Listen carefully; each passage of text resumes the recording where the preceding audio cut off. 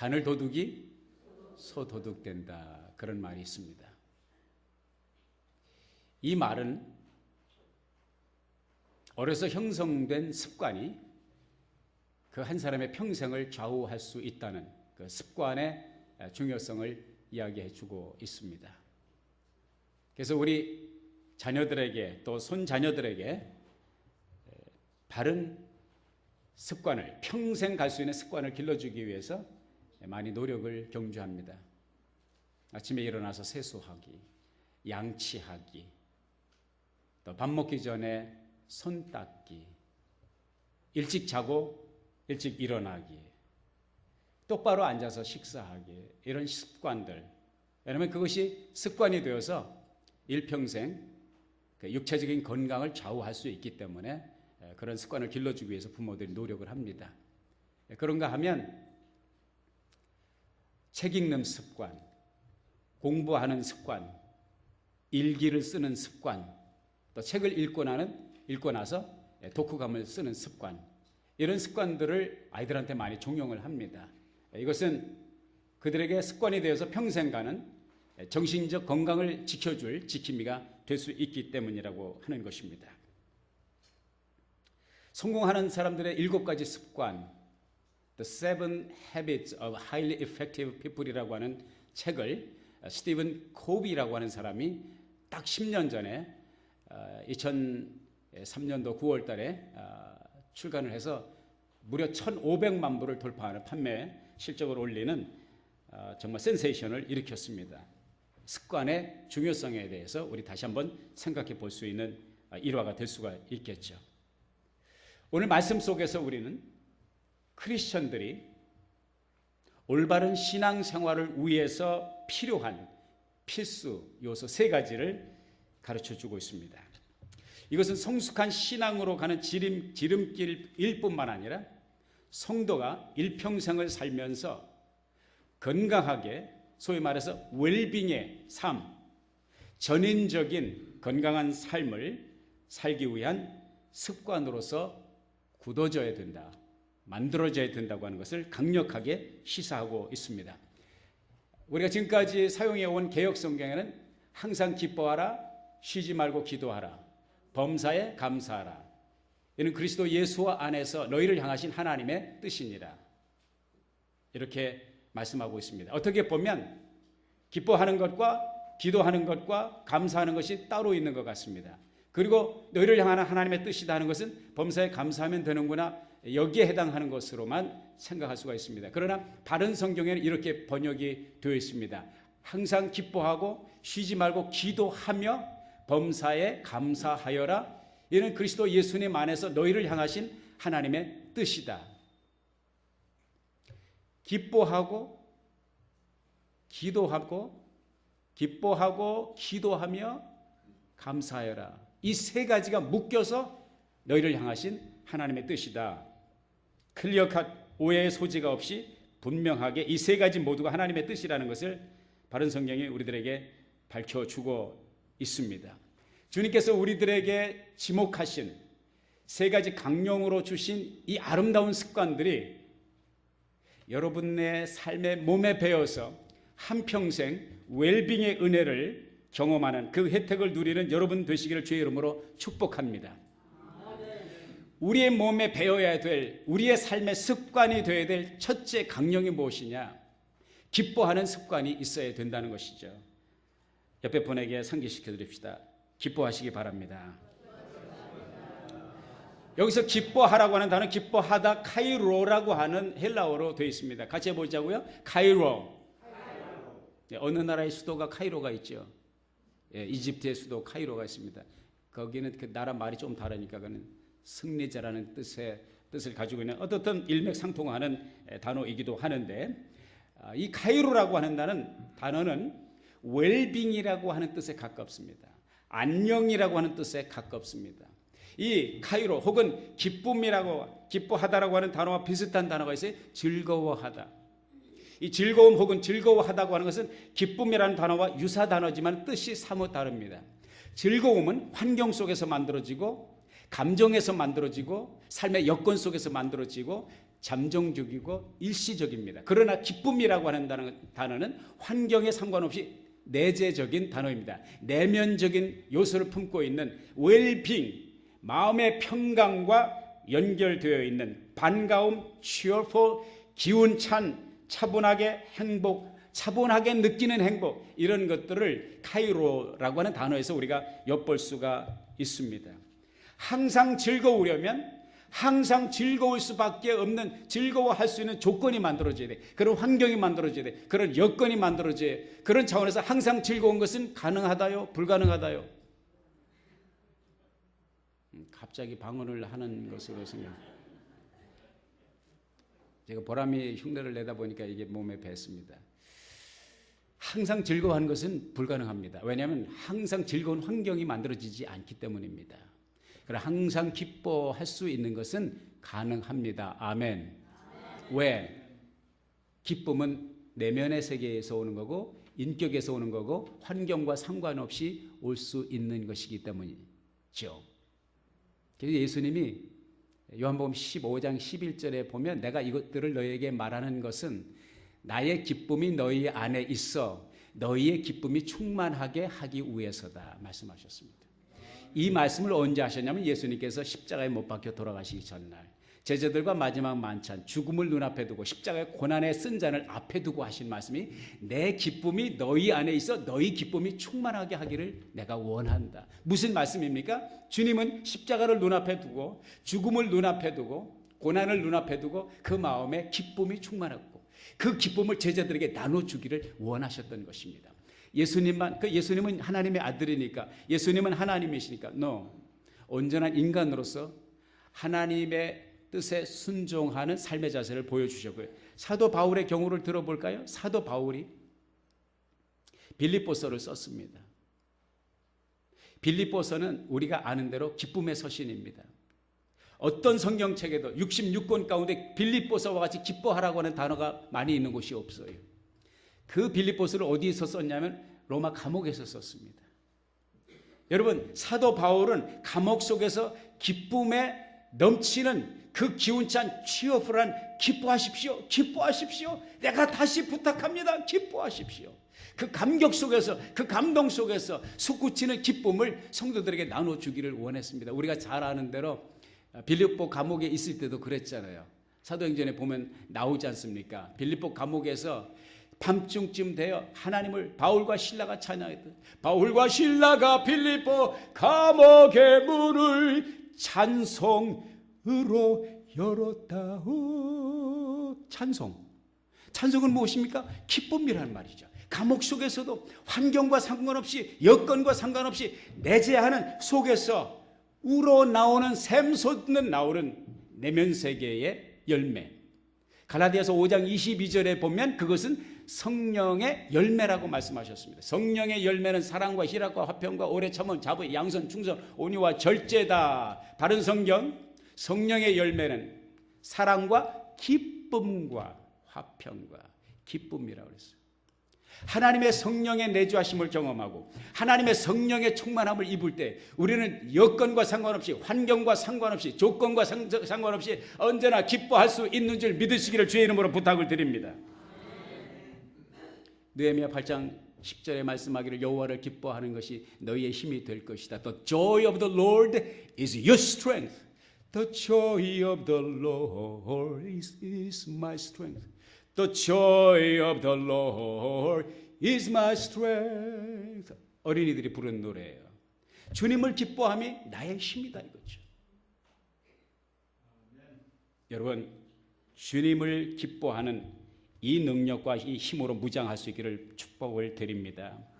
하박국 선지자가 이것을 우리들에게 좀 더 구체적으로 표현해 주었죠. 하박국 3장 17절 18절에 비록 무화과 나무가 싹을 내지 않고 포도나무에 열매가 없으며 올리브 나무에 소출이 없고 밭은 양식을 내지 못하고 우리의 양이 없어지고 외양간에 소가 없을지라도 나는 여호와를 즐거워하며 내 구원의 하나님을 기뻐합니다.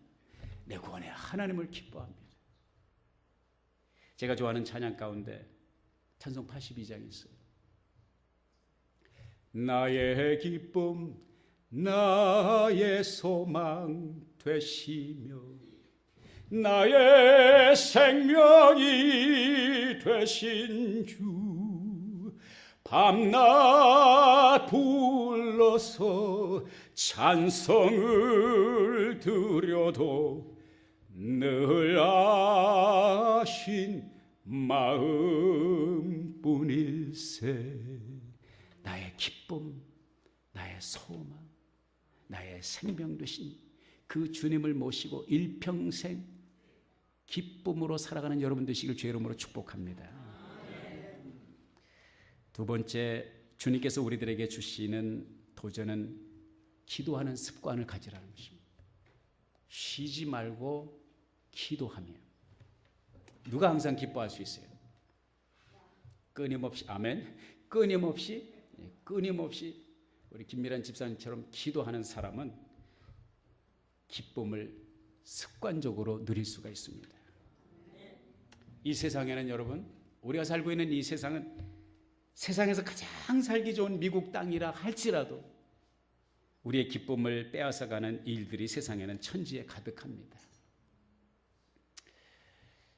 기도하지 않고는 기뻐할 수 없다는 것을 깨닫게 됩니다. 왜냐하면 그 기쁨은 주님께서 주시는 것이기 때문입니다. 기도는 감동이 올 때에도 하지만 감동이 없을 때에도 기도는 습관적으로 해야 됩니다. 우리 교회 잔디밭 있죠. 얼마나 푸르고 아름다워. 나는 잔디, 우리 교회 잔디만 보면 은혜 받아. 일단 교회 들어오면서 은혜 받고 나갈 때 은혜 받아. 왜? 잔디를 보니까 얼마나 파릇파릇한지 몰라요. 근데 옛날에 스프링클러가 고장났을 때 한번 손으로 제가 물을 줘본 적이 있어요. 손으로 물을 열심히 줬어요. 언제? 감동이 올 때. 야, 이 물을 줘야 되겠다. 감동이 올 때마다 물을 줬어요. 물을 그렇게 열심히 주는데 점점점 색깔이 노라지더라고요. 산다는 거예요? 죽어가는 거예요? 죽어가는 거예요. 아, 그렇게 열심히 줬는데 왜 안 되지? 그렇죠. 정기적으로 줘야 되는데 감동이 올 때마다 주니까. 석삼일에 한 번씩 감동을 그냥 1시간씩 붙들고 있어도요, 노랗게 되더라고요. 여러분, 기도는요, 감동이 올 때만 하면은 우리의 영혼이 노랗게 됩니다. 아멘입니까? 오토매틱이 돼야 돼. 그 스프링클러를 고치니까 오토매틱이 돌아가니까, 스프링클러가 돌아가니까 지가 매일같이 나오니까 파라지지 않고는 못 견디는 거예요. 왜? 정기적으로 오토매틱 물을 공급을 받으니까. 기도는요, 오토매틱이 돼야 돼요. 감동이 올 때마다 석삼년에 한 번씩 가면 안 돼요. 재미난 얘기 하나 들려드릴까요? 전부 비행기가 창공을 나르다 갑자기 급강하를 하는 거예요. 거의 노즈다운이라고 그러죠. 거의 추락할 것 같이 비행기가 떨어지고, 긴급 안내 방송 워닝과 함께 산소 마스크가 떨어지게. 산소 마스크가 떨어지면 뭐죠? 긴급 상황이라는 거죠. 이 산소 마스크 다 차라고 그러죠. 비행기 다 타보셨잖아요. 그때 앞에 있던 어떤 신사분이 산소 마스크를 끼다가 갑자기 벗어놓고 뒤를 향해서, 야, 제리야! 제리를 소리 지른 거예요. 그 제리가 왜? 그러니까, 너 옛날에 교회 다녔지? 그래요. 다녔지. 너 그럼 기도 좀 빨리 해. 기도 좀. 다 죽게 생겼다. 여기 제리가 뒤에 있다가 하는 말이, 야, 내가 웃기는 소리 하지 말아라. 웃기는 소리 하지 마라. 내가 기도하던 지가 20년이다. 내가 마지막 기도한 적이 20년 전인데 어떻게 기도를 하냐. 그래. 야, 그래도 너밖에 기도할 사람이 없어. 기도해라. 그래. 하도 성화로 하니까 이제 이 제루리라는 친구가 뒤에서 기도를 하는 거야. 오 하나님, 주님이 아십니다. 지난 20년 동안 제가 주님을 받아하지 않은 것을 주님이 아십니다.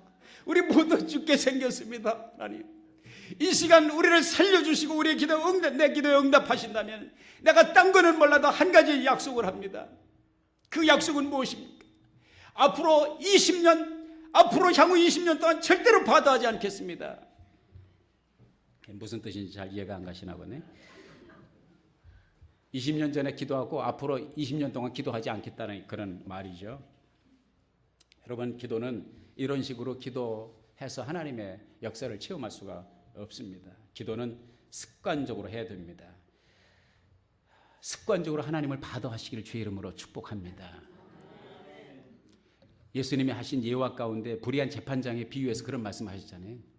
어떤 여자가 있어요. 억울한 사정이 있어서 재판장에 갔는데 귀찮아서 거들떠 보지도 않는데 이 여자가 계속 재판장에게 와서 바도를 하는 거예요. 너무 지겨워가지고 너무 바도를 하니까 재판장이 당신의 사정이 뭡니까? 이렇게 다 귀를 기울이고 억울한 여자의 사정을 풀어주었다. 주님이 이 말씀을 하신 것은 뭐냐면 하나님은 우리에게 바도당하기를 원하시는 거예요. 하나님은 우리의 억울한 사정을 들어주시기를 원하시는 거예요. 그 누구에게 들어주냐? 바도하는 사람에게 들어준다는 거예요. 사랑하는 여러분, 기도를 감동이 올 때 20년마다 한 번씩 하는 것이 아니라 밥 먹을 때만 하는 것이 아니라 여러분 아침에 일어나면 기도하세요. 그렇게 지금까지 못했으면 앞으로 아침에 눈을 뜨자마자 신문 보고 텔레비 보고 그러기 전에 바로 무릎을 꿇고 침대 맡아서 기도하십시오. 얼마나 좋은 습관인지 모릅니다. 저녁에 주무시기 전에 기도하십시오. 하루를 정리하면서 하루를 돌아보면서 하나님의 주신 은혜와 또 내가 하나님 앞에 정리해야 될 것 있으면 정리하고 너무너무 좋은 습관이에요. 저는 하나님이 나를 어여삐 여기시는 것 가운데 하나가 바로 그 습관이라고 생각합니다. 어려서 주일에게 선생님이 가르쳐 주신 습관. 일어나면 기도하세요. 잠자기 전에 기도하세요. 나는 매일같이 지금도 아침 저녁으로 우리 새벽에 나와서 기도하죠. 밤기도 하죠. 그거와 상관없이 습관적으로 오토매틱 전자동 일어나면 무릎 꿇고 눕기 전에 무릎을 꿇고 이런 아름다운 습관을 만들어가는 여러분이 될 수 있기를 주님의 이름으로 축복합니다. 하루는 마음이 고단하고 생각이 복잡한 일과를 보낸 후에 저녁 나절에 마음이 심란해서 방에 엎드려서 제 사무실 방에 엎드려서 기도를 드리고 있었습니다. 갑자기 조용한 정적을 깨는 시끄러운 소음이 들리기 시작했습니다. 뭐 망치로 마룻바닥을 두드리는 것 같아요. 망치가 하나가 아니라 서너 개로 두드리는 것 같은 그런 소리가 들렸습니다. 그 소리를 듣는 순간 나는 그 소음의 진앙지가 어디였는지 알 수 있었습니다. 그것은 마루 거실이었습니다. 그리고 그 소음이 어디서 나는지 또 누가 만드는 소음인지 즉각 알아차릴 수가 있었습니다. 왜냐하면 우리 딸아이가 학교에서 금번 학기에 체육 시간에 뭘 등록을 했냐면 탭댄스를 등록을 했거든요. 그 탭댄스 구두를 사가지고 마루에서 그 탭댄스를 하고 있는 것을 내가 충분히 금방 알아차릴 수가 있었습니다. 저는 소리에 굉장히 예민합니다. 그래서 어떤 때는 잡음이 들릴 때 저 굉장히 바도를 많이 당합니다. 제 딸아이가 마루에서 박자도 잘 안 맞는 연습하는 그 탭댄스를 할 때 그건 나에게 상당히 신경이 거스리는 그러한 소음으로 들릴 수가 있었습니다. 그런데 희한한 것을 체험을 했습니다. 그 아이가 박자도 맞지 않는 탭댄스를 하고 있는데 첫 연습에 들어갔는데 그 소리가 내 귀에는 음악으로 들리는 거예요. 음악같이 들리는 거예요. 그러면서 내 마음에 떠오르는 내면의 생각, 이런 생각이 탁 떠오르는 거예요. 아, 애가 건강하게 자라고 있구나. 할렐루야. 애가 건강하구나. 지가 하고 싶은 것을 할 수 있는 공간이 있구나, 우리 집에. 그래서 하나님 앞에 기도했습니다. 하나님, 딸아이를 건강하게 해주셔서 저렇게 마룻바닥에 뚫어지라고 두드릴 수 있는 건강 주심을, 에너지를 주심을 감사합니다. 저 아이의 탭댄스의 이 소음이 우리 가정을 가득 채우고 있는 하나님의 생명의 기운으로 내게 느껴집니다. 하나님 감사합니다. 그렇게 기도를 하는데 갑자기 눈물이 핑 돌더라고요. 그리고 감사의 눈물이 쏟아졌습니다. 여러분 그거 아세요? 기도하다가 기도가 잘 안 되다가 어느 순간에 눈물이 핑 돌 때가 있어요. 기도해 보신 분은 그런 경험을 하셨을 거예요. 눈물이 한번 핑 돌면 그때부터는 기도가 청산유수로 나온다는 거 아시죠? 뭡니까? 성령의 감동이 임했다는 것이죠. 하염없는 감사와 하염없는 기도가 눈물과 함께 기쁨과 번복이 돼서 시내처럼 강물처럼 흘러나오는 것을 체험했습니다. 사랑하는 여러분, 기도하면 별거 아닌 거 가지고 눈물이 핑 돕니다. 기도하는 여러분이 될 수 있기를 바랍니다. 이 시대의 웰빙을 부르짖는 닥터들, 의사들이 하시는 말씀들이 많이 웃고 많이 우는 사람이 건강하다는 거예요. 그런 사람들이 장수하다는 거예요. 주님과 가까이 하면요, 기도 속에 그분과 습관적으로 동행하면 작은 일에도 웃을 수 있고 작은 일에 눈물이 핑 돕니다. 내면의 세계를 찌드른 때를 정화시키고 퓨어파이하는 하나님의 놀라운 치료를 체험할 수 있는 여러분이 될 수 있기를 주의 이름으로 축복합니다. 주님께서 여러분의 삶이 버겁고 힘들고 생각이 복잡해서 아무것도 손을 대고 싶지 않은 우울함이 찾아올 때 주님께서 여러분을 좀 더 깊은 데로 초대하는 초대장인 줄 알고 눈치 좀 채시고 엄한 데 가서 방황하지 마시고 주님 앞에 나가 무릎을 꿇을 수 있는 여러분이 될 수 있기를 바랍니다. 그분 앞에 엎드리는 것은 이따금이 아니라 매일의 일상이 되어야 됩니다. 쉬지 않고 기도하는 비결은 매 순간 주님을 의식하고 그분의 도움 없이는 내가 스스로 아무것도 할 수 없다는 것을 인정하고 그분을 바라보는 거예요. 그러한 마음으로, 그런 기도하는 마음으로 예배를 드릴 때 예배가 상달되는 거고, 그런 마음으로 예배를 드릴 때 예배 중에 눈물이 핑 돌 수 있는 거예요. 찬양하면서 눈물이 핑 돌고, 말씀을 들으면서 눈물이 핑 돌고, 헌금을 드리면서도 눈물이 핑 돌고, 맹성맹성한 예배가 아니라 눈물과 감격이 있는 예배가 될 수 있기를 주님의 이름으로 축복합니다. 마지막 세 번째로 감사하는 습관을 가지라고 주님께서 우리들에게 종용하십니다. 주님으로 말미암아 기뻐할 수 있는 사람은 그분을 의지하며 쉬지 않고 기도하는 사람이고요, 그분을 의지하며 살아가는 사람은 어떤 상황, 어떤 여건 속에서도 하나님께 감사할 수 있는 사람입니다. 어떤 상황, 어떤 환경, 여건 속에서도 결론이 하나님과 연결이 되기 때문입니다. 정신이 어려운 환경 속에 눈물로 범벅진 환경 속에서도 기뻐할 수 있는 사람 둘 중에 하나예요. 정신이 나간 사람이든지 아니면 정말로 하나님과 연결이 되어 있는 사람이든지 둘 중에 하나거든요. 다시 말해서 믿음으로 상황과 환경과 여건을 보는 파워가 있다는 것이죠. 우리말 속담에 마누라가 이쁘면 처갓집 어디에다 대고 절한다고요? 외국에서 오신 분들이 많네. 마누라가 이쁘면 제가 부인이라고 하지 않고 마누라라고 이게 한 것이 그냥 우리 속담이 그러니까 마누라가 이쁘면 처갓집 말뚝에다 대고 절을 한다. 말뚝이 이쁩니까? 말뚝이 밉습니까? 말뚝은 선한 것도 아니고 말뚝은 미운 것도 아닙니다. 말뚝은 그냥 영원히 말뚝입니다. 그런데 아내를 사랑하는 마음을 가지고 보면 그 말뚝이 이뻐 보이는 거예요. 할렐루야. 아내가 꼴도 보기 싫으면 처갓집 말뚝도 되게 밉상스럽게 생기는 거예요. 믿음이라는 것이 뭡니까, 여러분? 신앙생활이라는 게 뭡니까, 여러분? 신앙은요, 믿음으로 세상을 보는 겁니다. 믿음의 귀로 소리를 듣는 겁니다. 믿음의 마음으로 세상의 모든 현상들과 환경들과 사물을 해석하는 능력입니다. 간파하셨습니까?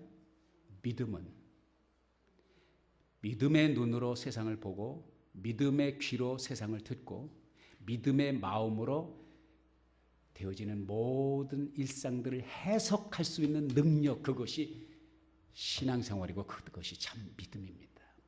이것이 없으면 여러분과 저의 일상생활에서 믿음이 적용되지 않으면 그것은 종교생활은 될 수 있어요. 그것은 외식은 될 수 있고 의식적인 생활은 될 수 있어요. 그러나 참 신앙이 아닙니다. 참된 신앙은요, 믿음의 눈으로 보고 믿음의 귀로 듣고 믿음의 마음으로 보여지는 일상과 사물을, 물리적인 세계를 해석할 수 있는 능력입니다. 요셉이 그것을 우리들에게 보여주었습니다. 그에게 다가온 삶의 환경은 너무나도 열악하고 너무나도 고통스러운 것이었습니다. 위에 10형들이 모함해서 자기를 이집트의 보부상에게 팔아먹은 거 알잖아요. 너무 억울하죠. 진짜 배신을 때려도 이런 배신, 한 아버지 밑에서 자란 형제들인데 이렇게 배신을 때릴 수가 없죠. 이집트에 가서 그가 어떤 삶을 삽니까? 최선을 다했습니다. 최선을 다했지만 한편으로는 형통이지만 한편으로는 가는 길마다 막혔습니다. 어느 정도 인생에 꼬였냐면 감옥 속에 들어가서 자기 잘못과는 아무 상관이 없는 최선을 다해서 주인을 섬긴 보디발을 섬긴 그거밖에 없는데 미세스 보디발에게 당했어요. 그 감옥 속에 들어가지 않습니까? 자, 거두절미하고 인생의 한 단막이 지나고 나서 새로운 1막 2장이 열릴 때 형들을 만나지 않습니까? 형들을 만나가지고 딱 상면했을 때 얼굴과 얼굴을 마주쳤을 때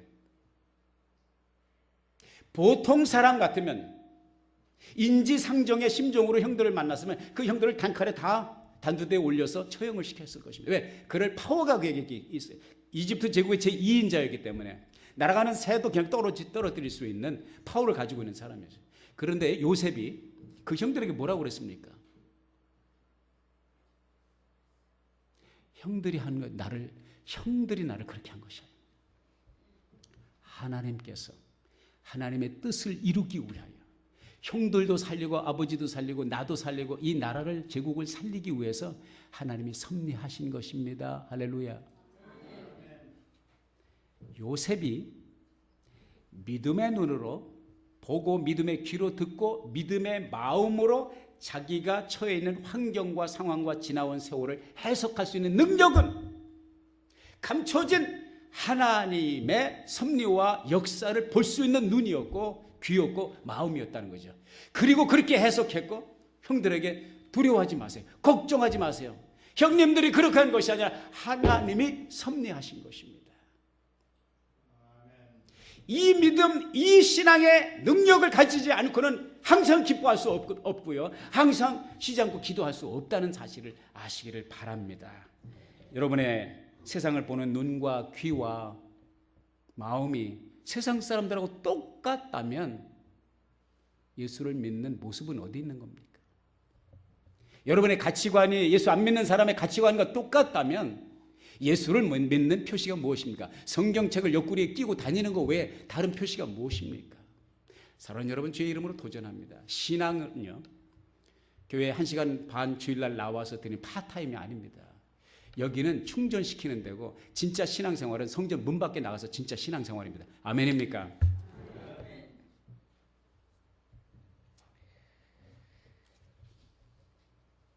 영혼의 웰빙을 위한 아름다운 습관에 중독이 되는 여러분이 될 수 있기를 바랍니다. 기쁨과 기도와 감사에 중독이 되어 중증에 걸리시기를 주의 이름으로 축복합니다. 데일 라빈스라고 하는 박사님이 그런 얘기를 했어요. 우리는 지금까지 사람들이 문제가 많기 때문에 불평을 한다고 생각했습니다. 그러나 내가 새롭게 깨달은 것이 있습니다. 문제가 많기 때문에 불평을 하는 것이 아니라 불평을 하기 때문에 문제가 많다는 것을 깨닫게 되었습니다. 불평은 삶의 여건을 조금도 호전시키지 못하며 오히려 불평은 더욱 좌절하게 만들고 불만과 불화를 확대시킬 뿐입니다. 그리고 악한 영을 불러들여 우리의 삶을 파괴하게 하는 것입니다. 불평은 우리의 삶을 비참하게 만듭니다. 여러분, 이 세상은요, 제가 요만큼 살아보니까 불평하고자 결심하면 불평할 일들이 하늘과 땅에 세고 세인 것이 불평거리입니다. 그러나 감사하고자 마음 먹으면 감사할 일이 하늘과 땅 사이에 차곡차곡 쌓여 있다는 것을 발견하게 됩니다. 12살 먹은 데이빗이라고 하는 소년이 있었습니다. 이 아이가 불행하게도 세상에 태어날 때 선천성 면역 결핍증을 가지고 태어났어요. 면역이 없으니까 박테리아고 바이러스고 그리고 어떤 세균도 한과에 싸울 수가 없어요. 그래서 이 아이를 살리기 위해서 이제 의료진들은 부모와 상담을 해서 플라스틱으로 완전히 밀폐된 공간을 만들었어요. 물론 이제 산소 공급이 다 되겠죠. 아무도 이 아이를 터치할 수가 없고 이 아이는 아무도 터치할 수가 없었습니다. 한 번도 평생을 12년 동안 이 밀폐된 플라스틱 상자 밖으로 나와 본 적이 없습니다. 그리고 평생을 그렇게 어쩌면 살아야 되는 운명적 아픔을 가지고 태어났습니다. 살아가고 있었습니다.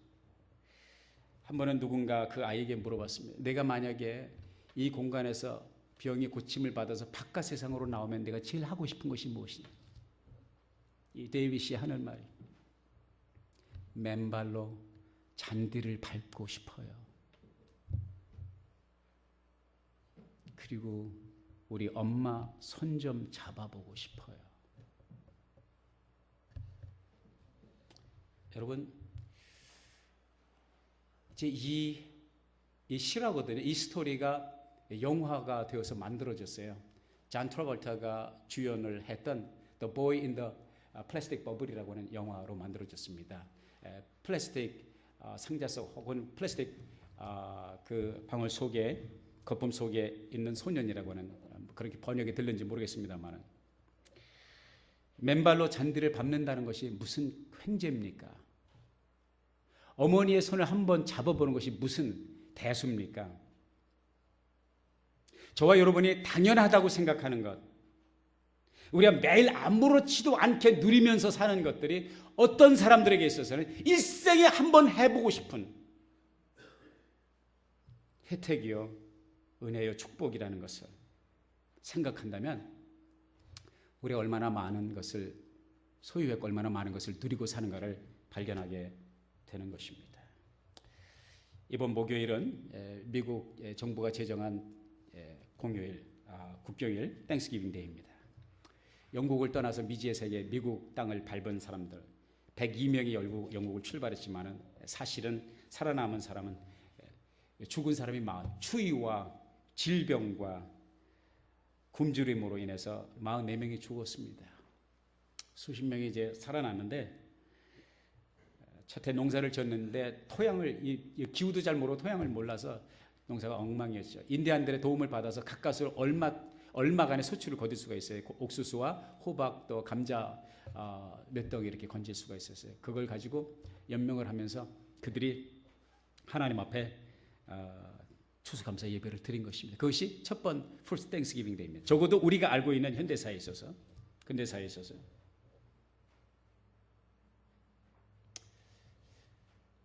이게 감사가 몸에 밴 사람들의 자연스러운 현상입니다. 그러기 때문에 감사하는 것이 아니라 그럼에도 불구하고 감사할 수 있는 감사가 몸에 배어있는 여러분이 될 수 있기를 주의 이름으로 축복합니다. 너무나도 힘들고 너무나도 어려웠던 첫 해, 그럼에도 드렸던 감사, 그 정신을 이어받고자 에이브람 링컨 대통령이 국경일로 선포했고요. 미국의 역대 대통령들이 땡스기빙 데이가 되면 대국민 담화를 발표합니다. 26번째 미국 대통령 티어도어 루스벨트 대통령이 남긴 말입니다. 지금 우리는 훨씬 더 편하고 풍요로운 시대에 살고 있습니다. 그러나 오늘날 미국의 위기는 좋은 것을 주신 하나님께 감사하지 않는 데 있습니다. 루스벨트 대통령이 감사하지 않는 것이 위기라고 그랬습니다. 사랑하는 여러분, 감사할 수 없다면, 감사하지 못한다면, 감사하지 않는다면 여한 조건을 제쳐놓고 내 삶의 위기라는 것을 생각하시길 바랍니다. 하나님의 말씀은 우리들에게 그것을 요구하고 있습니다. 아멘. 이 아름답고 풍요로운 결실의 계절에 우리의 삶에 있어서 이만한 자락, 이만한 공간, 이만한 축복을 허락하신 주님께 진정으로 감사로 나갈 수 있기를 주의 이름으로 도전합니다. 기뻐하는 습관, 기도하는 습관, 감사하는 습관, 못 말리는 이 습관이 여러분의 몸에 배어서 첫째로 하나님의 뜻을 이루고 둘째로 인생의 새로운 2막 2장을 열어가는 여러분이 될 수 있기를 예수의 이름으로 축복합니다. 기도하겠습니다.